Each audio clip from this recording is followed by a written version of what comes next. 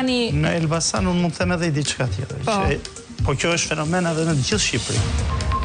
Administrata 6 muaj përpara zgjedhjeve humbi funksionet e saj dhe u kthye në një administratë elektorale në funksion të mbledhjes votës. Minimalisht. Kjo është gjëja më e mërshme. Çështja është sa është ndikimi i krimit. Është përdorimi i administratës në mënyrën më të keqe të mundshme. Tani unë dhe pas kësaj, ajo që mbetet për të vlerësuar është që sigurisht i vazhdonin me lista ndorë, me përgjegjësi kutije të drejtuesve të administratës, ku thoshte në këtë kuti kam kaq vota.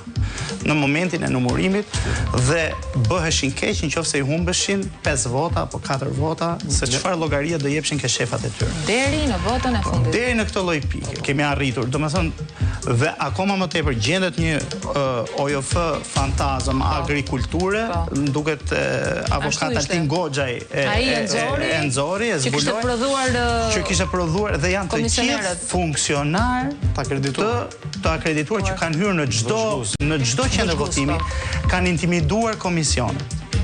Njëkohësisht. Mund të kenë pasur mundësinë të bëjnë ç'të duan në qendrat e votimit, sepse kanë pasur badge-in e tyre, nuk është aq e thjeshtë, pse ke vetëm thjesht një akreditim. Është shumë më tepër se sa kaq.